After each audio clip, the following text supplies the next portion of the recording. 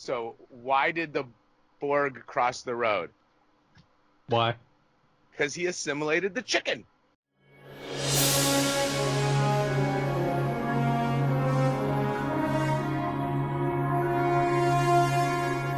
Oh!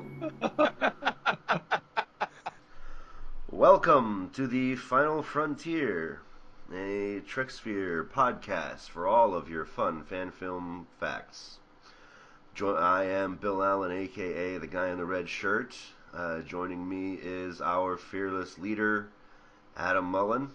Hello. And our special guest, the captain of the USS Horizon, Paul Lang. Hey, good morning. Is it Horizon? I thought it was Discovery. It is Discovery. Horizon was the series. Ship. Yeah, well, the ship actually that was it was called Horizon was the vessel that it was more the vessel where the time was time warp where the guy the villain was there who was called the Horizon. Mm-hmm. Right. That was the Iconian vessel. The Iconian vessel. Thank you. Wow. Well, it's been a bit. I love that movie. I've actually watched it a few times. I really did enjoy this. It's like a big deal fan film. I did enjoy watching it quite a lot, and I apologize for calling it the USS Horizon instead of the USS Discovery, but, you know, what with the new series and all, I didn't want to cause any kind of confusion. Yeah, no kidding. How is your, can you do a pretty good English accent and do a Malfoy impersonation for us? We'll call you the captain of the Discovery then. The captain of Discovery. Yes, I can't do a good British accent. At least I can, maybe do Cockney. I can do, Mary Poppins. So that's about it. I tell you, that would have made him an even more terrifying Death Eater in those Harry Potter movies. Yes, absolutely. Oh, if he was played by Dick Van Dyke. Oh yeah. Yeah, brilliant. It would have been brilliant. Yes. Yeah. Do we have any news to talk about? The next short trek has launched. Yeah. The Brightest Star, or is it called the Brightest Star? I think it's the Brightest Star. Did you see that, Paul? I actually saw last night parts of a lot of them. So I did a little homework last night, and I started looking over some of the new fan films. Some of the ones that had come out, recently after CBS did their guidelines. Just to see how they changed. See how it's kind of, evolved somewhat. Mm-hmm. And so I saw that one's out there. I didn't really catch all of them, so I apologize. Have you been watching Discovery? I did watch Discovery, and I watched it again last night. Of course, I'll start watching Discovery, and I'll watch like an episode or two, and then I'll just flip right back over to the original series. Not to say that I don't like Discovery. I do. But as a lot of fans will tell you, it's just a little different. Yep. Yeah. It's definitely a good series. There's nothing wrong, whether or not you think that it's, I guess Trek at its core. That's a debate that's happening every day. Yeah. Are you excited for the new Picard show? Yes, I am. As a matter of fact, I mean, just because I love Patrick Stewart. He's an amazing. Everything he does is great. Mm-hmm. I loved The Next Generation, so of course, I'm very excited, and looking forward to it. I don't think it comes out for a wee bit. For another year, it looks like. Yeah. So, I try not to get too excited. I'm sure I'll ramp it up, in about 9 months. Yeah. So before we officially get into your interview, I like to do a trivia question. Okay. Oh, gosh. So since you're the captain of the Discovery, and that's from the Enterprise era, I thought I'd do an Enterprise type question. and I totally forgot to do this. So like, about 10 minutes ago, I was like, okay, I gotta find a question. So this is my really quick question for you guys. You don't have to answer now. We'll come back to it at the end. But what is the name of the NX-02 Columbia's captain? Is it Erica Hernandez, A.G. Robinson, Trip Tucker III, or T'Pol? Hopefully that's not too difficult. Oh, it is for me. That's okay. Yeah. You have a while to think about it. We'll get back to it at the end. About that. Okay. All right. So, Bill, anything to say before we jump right into the interview? No, I guess not. I mean, I was going to start with a question, if you don't mind. Go for it. I know it kind of throws off your whole flow, but that's okay. So you say when you're watching Discovery, you flip over to the original series. But the fan film you starred in was for Enterprise. Did you like Enterprise before you did the fan film, or were you always more of a TOS kind of guy? Okay, well, full disclosure, I'm not as much of a Trekkie as the vast majority of people who are on the set. Mm-hmm. So you really do learn, you get a little humbled when you actually do, work with people who know canon inside and out. But I did do my homework, and I watched Enterprise, and I liked it. I liked it. I thought, it had, I like the short form. I like the, where each episode kind of has its own moral arc and storyline.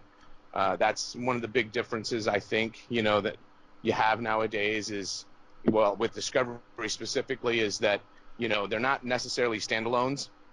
Does that make sense? Yeah. Right. So, like I can switch over. You can't really switch over and go, let's watch episode 7, of Discovery, if you haven't watched episode 5 and 6. Yeah. Whereas, with the other series, and you can kind of hop in and out, and so last night, I watched, the last one that I was watching was Balance of Terror, the TOS, and then I do switch over, and I love, Scott Bakula.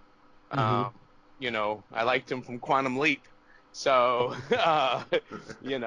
so I've always been a fan of his.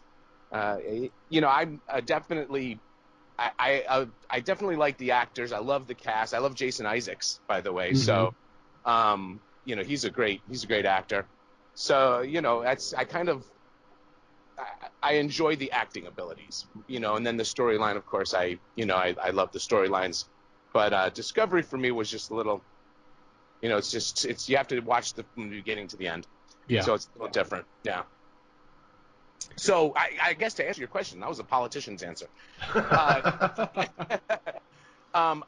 It's not my favorite, but it's not my least favorite. It kind of grows on you. That's the thing about Enterprise, the series. I think that, you have to let the characters develop. You have to let them get fleshed out. When I go back to watch TOS, I'm not watching it with fresh eyes, or even Next Generation. I'm not watching it, for the first time.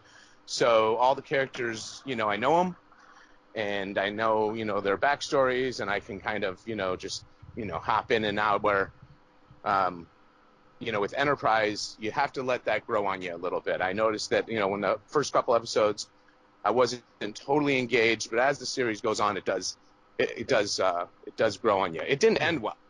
I don't think I enjoyed the ending too terribly much, but that's the reason why Tommy loved, the Enterprise. That was his favorite series, and he wanted to wrap up a lot of the questions that were left hanging. Yeah. Yeah. So how did you first get into Star Trek?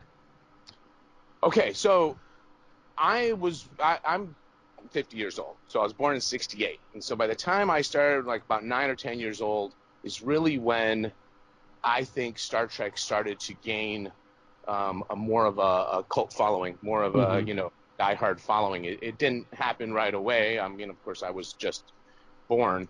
But, Star Trek really started to, blossom. And that's what I watched when I was young. I watched shows like Star Trek and The Outer Limits and, the Night Gallery and, these kind of, shows that, more science fiction, and Star Trek was part of basically every weekend I'd sit down and watch some Star Trek. And that's how I got into it. I mean, James Kirk was a hero, of mine. So, I don't know. Yeah. So, is the original series your favorite? Absolutely, by far. I'm not gonna lie. I think you have a blend. They just hit a nice blend of drama, of morality, of really kind of like what I think. I mean, the Next Generation is darn close. So the cast of the Next Generation was phenomenal. But you can't really beat Leonard Nimoy. You can't beat, William Shatner, DeForest Kelly. You can't beat those guys. Those guys, they set the stage. The stories were compelling, and it's just good. It's good television. Do you watch the movies? Mm-hmm. Absolutely. And so I thought about which one was my favorite. Mm-hmm. Okay. And of course the one with the whales is phenomenal. But really, going back to acting, The Wrath of Khan, mm-hmm. With Ricardo Montalban, it's just that one I will watch all the time. I don't care if it's on, that's being watched. It's kind of like the Godfather of science fiction. Yeah. So, yeah. What are your thoughts on the three newest movies? I like them. Yeah. And they're movies. So when I'm more of an actor than I am a Trekkie. So, I've been acting in a lot of different other things besides Star Trek. Mm-hmm. And I appreciate films that are, successful and well done. Now, they keep blowing the ship up all the time. That kind of little bums me out. Like, why can't the ship make it through a single movie? Yeah. But, and boy, they can build them, can't they? They must just be chunking those things out. Yeah. So is it more, I don't think has the, let's say it like the emotional depth of, the original ones, just because, it's less, there's morality involved, but it's definitely more eye candy.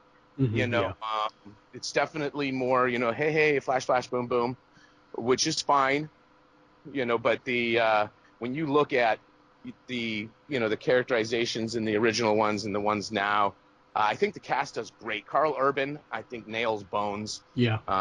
And of course I met him, and I met him one day coming out of the SAG office, and he, we talked a little bit, and he definitely enjoys it when people come up and start throwing a little Star Trek at him. So. That's good. So to I hear. like them.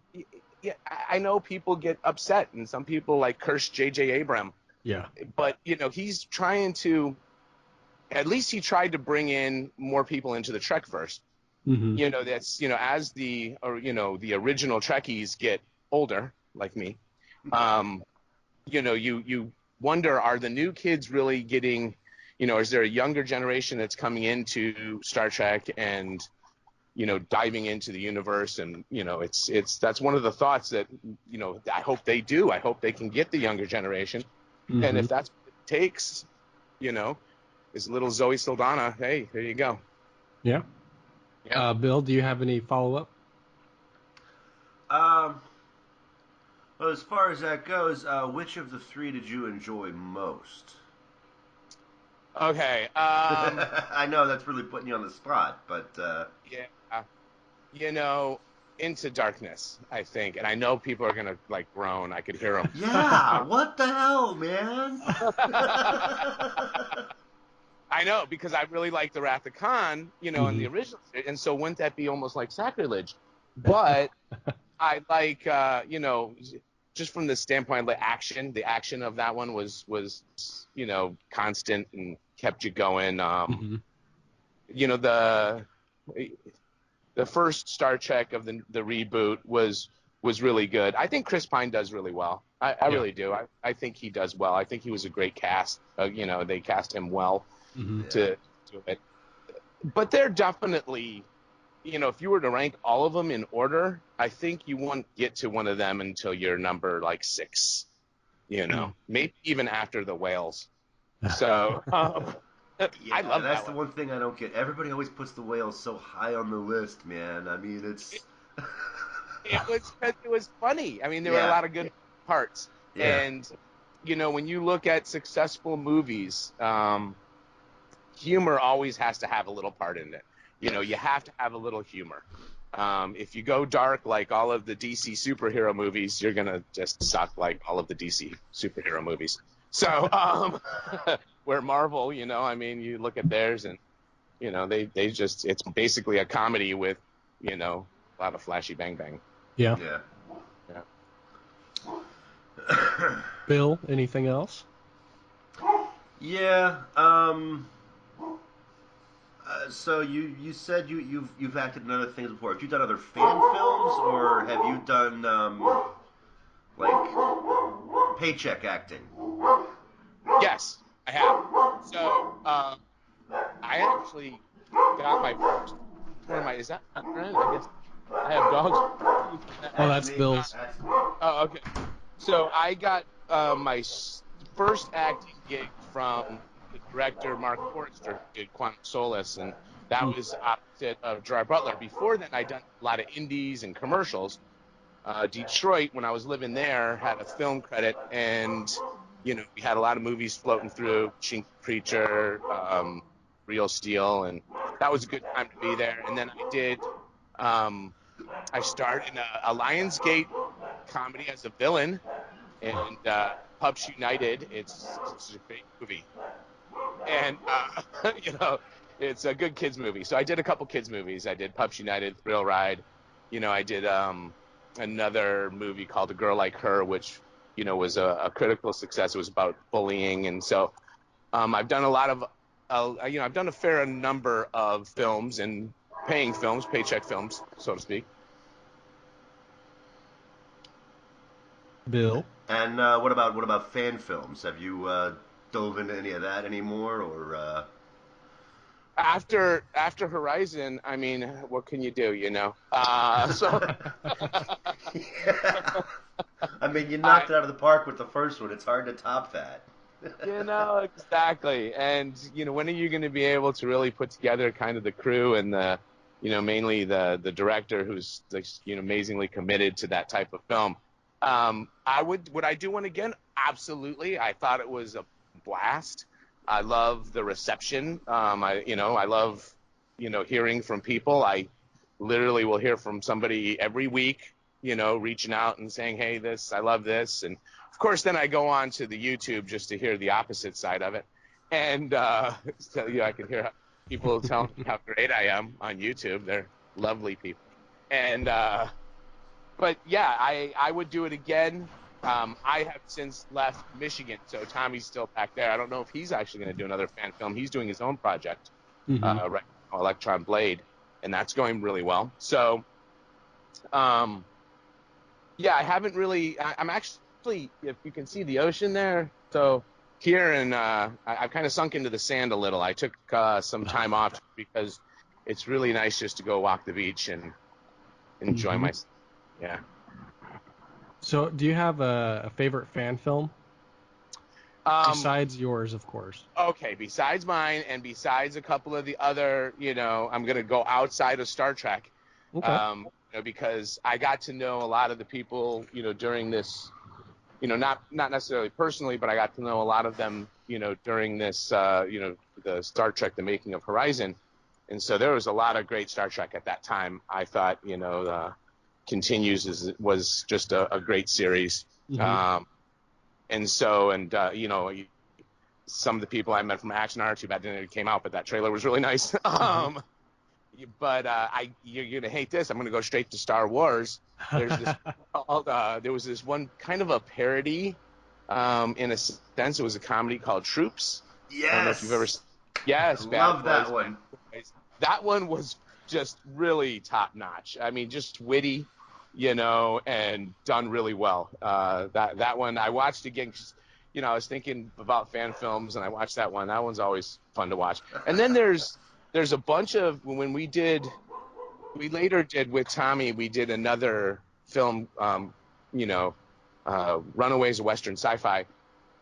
I got into some of these Western sci-fis, and there's a number of those out there, and I forget the name of the one off the top of my head, but there's a lot of them. When you actually watch Renegades, they're listed to the right, and there's a couple of nice ones in there as well.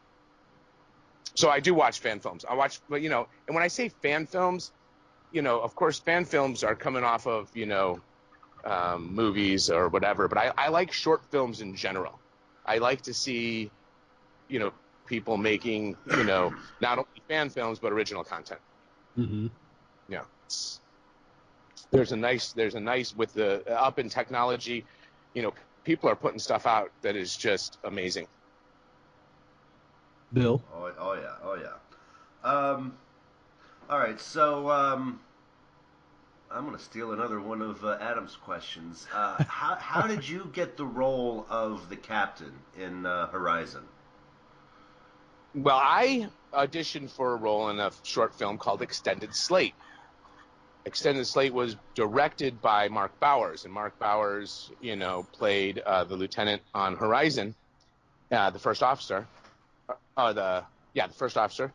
And Extended Slate was a comedy, and Tommy was running the camera. And so, we did it. We did the shoot. It came out really nice. It was funny. Janine is also in that. She played my love interest, Amelia, in the film. Mm-hmm. And Tommy then one day, just calls out of the blue, and he's, I get on the phone, and he's like, "Hey, I'm making a Star Trek film. You want to play the captain?" He offered it to me, and I'm like, "Yeah, sure. That sounds good. How long is the film?" And he's like, "Oh, it's going to be feature length." I'm like, "Oh." And then I said, "So, and how much is this going to be, how much CG are you going to do?" "Oh, 80%. And so I was like, "Yeah, this kid's nuts."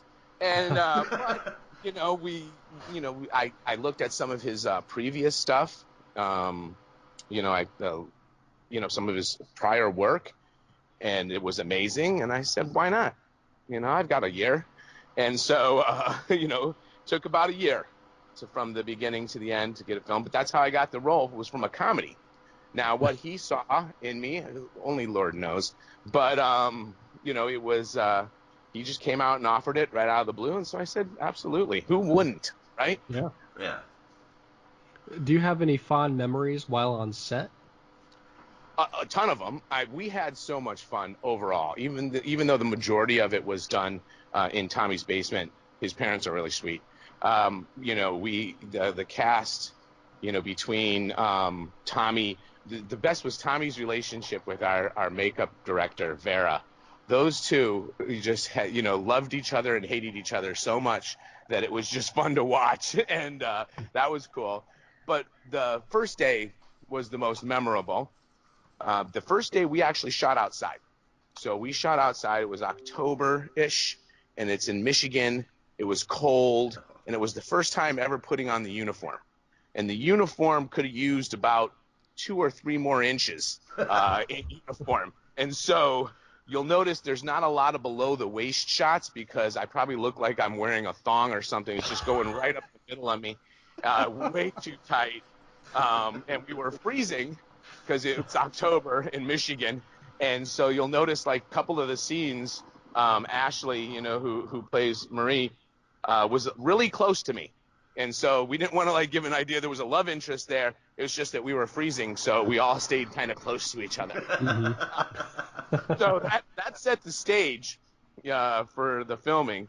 That scene is the one where we actually land on the planet, and he did a great job with it, of course. And that's what just really hooked us, because I believe he used some of that for the Kickstarter, some of that for the Kickstarter video. So that was before he got what funding he did get. So yeah, that was a great day.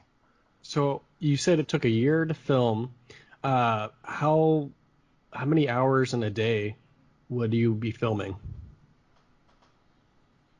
Well, Tommy was really good at, keeping it moving. Mm-hmm. So, and we all have jobs, and he lives in a small town near Albion or Jackson, Michigan, and the majority of us come from Detroit. We did shoot some in Detroit in a warehouse. Of course, we shot the outdoor scenes in Detroit, and then we shot that house scene a little bit north of Oakland County. But there would have to be a drive involved. It would be on a weekend. We'd probably get a good, 6 to 8 hours in. And I believe overall, even though it was filmed over the span of a year, I did about 11 days on set. Oh, wow. So, yeah, it's when you get into the nuts and bolts, and if you're someone who understands filmmaking and you know what goes into it, the fact that he got it done is just amazing. Yeah. Yeah. See, I was gonna ask you about that. Now that you're a guy who's done both the professional film and the fan film. I know fan films, they're running with very little to no budget, and a lot of people show up and they've never done this before. I know you've told me Tommy was working on this stuff before, but were there a lot of things that seemed to be done differently in a fan film style? Or, I mean, did they nail this like these guys know how to run a real production, or were there shortcuts or odd things they had to do to make it work? So, I was on Batman versus Superman. I actually had a day on set there, and they spent more on craft services than Tommy had in his budget. So the food is definitely better on larger films. Not gonna lie. There's, the fact that he got the lighting in place and the sound and there's some things that they had to do to cut corners, but he understood one of the most important things about filmmaking is that you have to have the full production. And so even though he didn't have a budget that comes close to anything that's done in Hollywood, and even a lot of these fan films, maybe not so much now, but during that time period, there were fan films with some serious budgets. They had Action Hour, for example, had a super large budget. Renegades had a nice budget. So those, allowed for, more production value. And that's really key. When you see a film, you want to make sure you can hear it. You want to make sure you can see it. You've got to have it edited right so that everything kind of blends. And you can tell that, Tommy took the time. So what he lacked in budget, he made up for in his own efforts and his time. That's the reason why it took a long time to get that film out, because he really was trying to be as perfectionist as possible. We did have some help from some sound guys in LA. Michael, he helped out on the sound and did a wonderful job. So there was a team effort, but really Tommy bore the brunt of it on his shoulders and made sure that the production value was sufficient to call it a film. So were you blown away by how Horizon was received by the fans, or were you surprised? Were you not surprised? Well, I'm still kind of blown away. I went and took a look at how a lot of the other ones were received, and I'm not disparaging anybody, but for some reason, Horizon just stuck. And it's now I think it's approaching 10 million views. Which is no mean feat, for a fan film. That's, especially I'd like to see like how many of those 10 million, watch the whole entire film. That'd be interesting to know. But it definitely, to this, I go check about once every 2 weeks. I'll get on and I'll just look at the comments. Like I say, it kind of cracks me up a little. And you can still see a lot of people seeing it for the first time. So something that he did definitely brought viewership in, and to way more than you'd see on any of the other ones. Even the other fan films that were, well done through the different, like, the Batman fan films, the Star Wars fan films, none of them have really reached that type of numbers or what we're seeing. I think it's just a testament to, the movie's a movie. It's an actual full-fledged, fleshed-out movie. Yeah. Bill? A couple of the things that made Horizon stand out, I think, was the fact that it was a Enterprise fan film. Now, I don't want to go back to the whole what's your favorite fan film thing again, but if you had a choice, would you rather have done, or would you like to do as a follow-up, an original series era film, or did you enjoy working on this one enough that you'd like to see more that are not your standard? Because everybody does the original series or Next Generation, and that's it. Nobody really branches out to the other film eras. Well, the dark side of me wouldn't mind DS9. I mean that one was definitely a little bit darker than the rest. But I would love to continue. I get a lot of people who send me these ideas. I don't know why they're sending them to me. I'm not that guy. That's Tommy, but I'm sure he gets them too. And a lot of them want to see the continuation of the cast and crew from Discovery.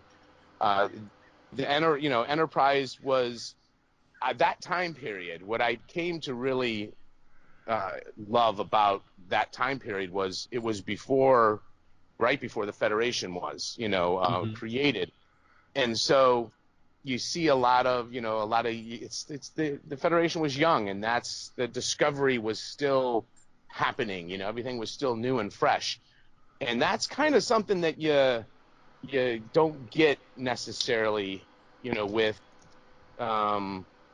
Discovery. It doesn't come across as much as everything's kind of new. That was the original series was great because everything was kind of like first time they're contacting these people. Everything was, oh, hey, what kind of people are these guys going to be on this planet? And that exploration is definitely what Enterprise has going for it. And I'd love to continue to do that one. But like I said, DS9 has some really really nice episodes to it. But you're right. I actually wouldn't want to do, just because it has been done so much, the original series. Everyone does the original series, and Star Trek continues. Like I mentioned earlier, they did it so well. How much more do we need? I'm like kidding. Yeah. Yeah. So how do you feel about CBS telling Tommy not to pursue a Horizon sequel? I could understand them. I'll say that. That's their IP. They need to protect it. I think that they really they could have done it better in the standpoint, instead of just saying no, rather say here, do it this way, or reach out to it in a different way. But there was, as it turns out, the ship's name and all that being very similar to what had probably already been in the works, and made them a little cautious. That was the time period when they had the lawsuit going with Axanar.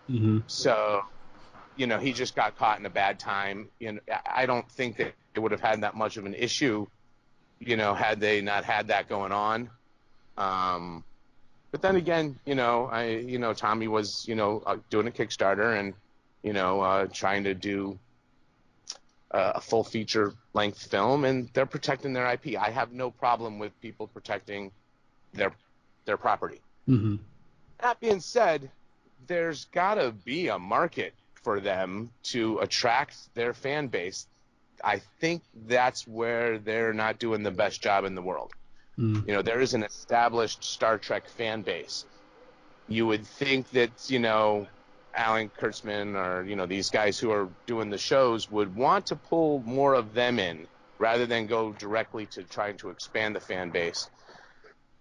That's just that's my opinion. I know a lot of fans do love Discovery, and I like Discovery, but I think the CBS hasn't done really maybe necessarily enough to bring the fan base into the franchise and allow them a little bit more input, so to speak, and more content. More content.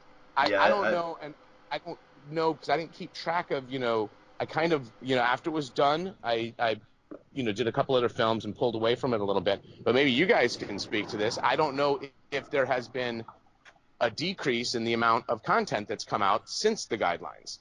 I think there's been an increase, I would say. Oh, good. Yeah, there increase. was Okay. there was a little hiccup right after the lawsuit and the guidelines dropped. Yeah. There was a little drop where people were just kind of hunkering down and biding their time, and Yeah. then it's come back strong, and they're like, oh, people are saying you can't make a 15-minute movie. Watch this. Hold my beer, Yeah. and off they go. Yeah. Or And I that's guess we're talking about Trekkies, so hold my Romulan ale. But home fail. Yeah, exactly. That's good to hear. I was kind of in that same mode after all that had happened and everything. I just kind of pulled back and went to other projects. Haven't dived too much back into it, and I saw, the advertisement for, wanted people on there, and I said, oh, you know what? It's time to dive back in and talk a little Trek. so, what are some of those other projects you've done since, or that you're working on now, or if you're allowed to talk about any of them? Well, right now, not too many projects. Just full disclosure, more just commercials and typical acting stuff. Mm. So, I did like videos, industrial videos. But there is a friend of mine who I'm cast in a superhero film this time. Now, it is an Asian superhero film, and which is kind of unique because it's all going to be, Filipino cast. Justice Angel is the lady. She's a friend of my wife's who reached out and knew that I was an actor and said, "Hey, do you want to play, the lazy, kind of chunky cop?" And I'm like, "Yeah." Oh my God! Typecasting Americans. Yes, exactly. I'm like, I'm in. So there's that one. And but since then, I did I did the movies, and Tommy actually did the CG on a movie that I did after that called Thrill Ride. And Thrill Ride is another kids movie that came out. It has, Kristen Johnson from Third Rock from the Sun. She's in it. Tommy did a wonderful whole CG sequence in there. And so there's been some films since then and a lot of commercial work. And now that I'm out here, I'm in San Diego, and there's not much acting in San Diego. You'd think there would be because we're close to LA, but there isn't. There, because of the ocean, everyone just goes and surfs all day long. So I love it here. It's kind of, it's not good for your productivity though. So enjoying life a little. Oh, that's not a bad thing. Yeah, I did get some. There was one script in particular that this person's really wants to get, and it continues with the Captain Hawk, and it's kind of more of a standalone 15-minute thing. So that's another, someone wants to make a nice 15-minute kind of continuation. We talked about it, and if it happens, he's this cat up in LA, then we'll see. Of course we got to clear it with. I told him that he has to clear it with Tommy first, because even though it's CBS owns the IP to Star Trek, I think Tommy owns the IP to Captain Hawk. So yeah, there's like a hierarchy thing. You can't be posting another guy's fan film. Yeah, exactly. Yes, even if he doesn't officially cover the IP, that's just bad form. Right. And Tommy's gonna bust one big soon, and he's gonna look back and, Paul, you you went and made that stupid Captain Hawk parody. You're out. Now, I wanted to ask you, since you're from Michigan, I'm thinking of another Michigan guy who made it good. Are you a Sam Raimi or Bruce Campbell fan? Oh, absolutely. Both of those went to the same school that my kids went to. My son went to. Daughter goes to school out here. But yeah, Sam Raimi, and Bruce Campbell, of course, is phenomenal. He's just hilarious. I love to. I watch everything he's in. Bubba Hotep is actually one of my favorite movies. Yes. I don't know if you've ever seen it, but it's just so good. Yeah, he plays old Elvis. Love that Old movie. Elvis. Yep, and Ossie JFK's in Davis it. Jr. as Ossie JFK. Davis, JFK. Phenomenal. Just a good movie overall. And and they got their start the same way. Their start was, it was an original movie, but that's what Sam Raimi did. He made a little kind of independent movie that took off, and next thing you know, he's messing up Spider-Man. So, you know. Bill, Yeah. do you have any follow-up questions, or would you like to go to your lightning round? Yeah, let's go to the lightning round. If you're ready. Me? Yes, there's a Yes. lightning round. Let's do this. Just off the cuff, bizarre questions that'll make you enjoy or hate me, depending on how fast you can answer. All right. All right. So, since you said you're an original series fan, I'll skip the Kirk versus Picard thing because that wouldn't be fair. It's obviously Kirk. But I'm gonna. You know what though? No, not obviously. Actually, I liked Picard as a cat. You see, that's where I like the whole cast of TOS because of DeForest Kelly, and Lieutenant Huro, and and of course Leonard Nimoy. But if I was on a ship, who would I rather have captaining the ship? It would be Picard. Just because I think I'd feel a little safer with that guy than with Kirk running the helm. It's just. Well, Picard did get his ship blown up more in the series than. That's true. Hey, can you guys see my camera really quickly? Yeah. Can you see my camera? You see that guy right there? Walking stick. Huh. Yeah. I almost stepped on him. Oh no. Like a stick. Let's see if he's alive. Is he alive? Hey, buddy. Oh, yeah, he's alive. I just stepped on him. Oops. Anyways. Sorry. All right, Bill, would you like to continue? All right, so he answered the Kirk versus Picard. All right, yeah, since you said you were a Bruce Campbell fan, Briscoe County or Sam Axe? Briscoe County. Odd numbers or even numbers? Even numbers. Captain Archer on Enterprise or Dr. Sam Beckett on Quantum Leap? Oh, Dr. Sam Beckett on Quantum Leap. Star Trek fans just started throwing stuff at me. Sorry. I mean, he does do a lot of time travel either way. There you go. Yep, absolutely. All right, and since part of Horizon dealt with ancient alien technology, I'll ask it Stargate or Stargate Atlantis? Stargate. All righty. That was the lightning round. That was it? That was survived. it. That wasn't even a thunderstorm. That was like just... Oh, I'm hurt. You stabbed me. It's meant to be quick. Just throw them out there and see what sticks. Yeah. All right, so let's go back to the trivia question. What is the name of the NX-02 Columbia's captain? Is it Erica Hernandez, A.G. Robinson, Trip Tucker III, or T'Pol? What do you guys think? Well, we had a large discussion during the filming of Horizon that there wasn't enough Hispanic representation in Star Trek. So we actually wrote in a character, and we would reference him all the time, Lieutenant Mendez. That being said, I don't think it's Hernandez. I always lean towards T'Pol in everything that I answer. So, no, I'm going to go with Hernandez. Yeah, I remember it was a lady captain, so I think it was Erica Hernandez. I mean, it might have been A.G. Robinson, and she was played by Erica Hernandez, or it might have been Erica Hernandez played by A.G. Robinson.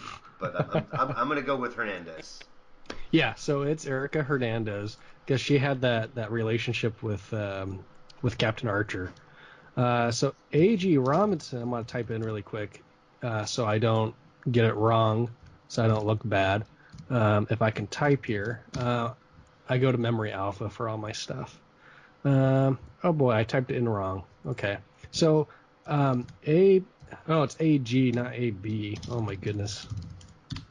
Okay, so A.G. Robinson, he was a pilot on the NX project with Archer, but I think he died. So yeah, it wasn't him. Oh, was he the guy who got blown up doing the Warp 3 thing? Let's see here. quick search for Warp 3. Early, whatever Warp, the maybe episode Warp is. 4, Warp 2, Warp 1. Maybe it's Warp 2. Yeah, it was something like that.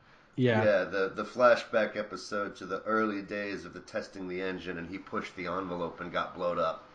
Yep. Oh, you know what? It actually says he was killed in an accident while climbing Mount McKinley. So it wasn't he wasn't blown up. Oh, he wasn't the okay. Oh, yep, never mind. And then Trip Tucker is, obviously Enterprise's engineer, but he was the engineer on Columbia for a time. And then T'Pol was the first officer of Enterprise. So there you go. That's the trivia. Well done. Hey, got it right. Yeah. All right, do we have anything else that we want to talk about? Well, just make sure that all the fans send a link to Electron Blade. That's Tommy's new work. All right. I think you'll like it. It's original content, same outstanding CGs, great story. Callie Bustle, who played the Romulan Lieutenant. Well, gosh, I forgot the name already. And she's in the series. So they've got a nice cast, a very young cast. They're doing a lot of nice, neat stuff. So definitely check out Electron Blade. Have you been asked to be a part of it? Well, mentioned it, but I'm, once again, I'm over here. Yeah. And he's over in the snow, and it's, definitely, it's a new universe. It's a younger, I'm not as young as I used to be. So, but if he asked you and you were over there, I would go play I'd play a slug if he asked me, Maybe they need somebody to play the lazy American cop in that movie. Yes, exactly. and the thing is it wouldn't be the first time I played that role. So that's I played the cop. I must have played a cop at least 6-7 times in different films. So I think that's part of the reason why he wanted me as captain. I got that face. I kind of got that like cop face. Yeah. Well, if we don't have anything else, then Bill, would you like to send us away? Absolutely. That's all of our time for today, kids. Thank you for tuning in. Like and follow us on Facebook. Check us out on the iTunes Store or in Google Play. We'll be back with new episodes and new guests as the year progresses. I want to give a special thank you to Paul Lang for joining us. Thank you guys for having me. Thank you, Paul. And thank you to Adam. Oh, of course. And I am Bill Allen, a.k.a. the guy in the red shirt. And this has been The Final Frontier, a Trek production. Tune in next time as we put right what once went wrong, hoping each time the next leap will be our leap home.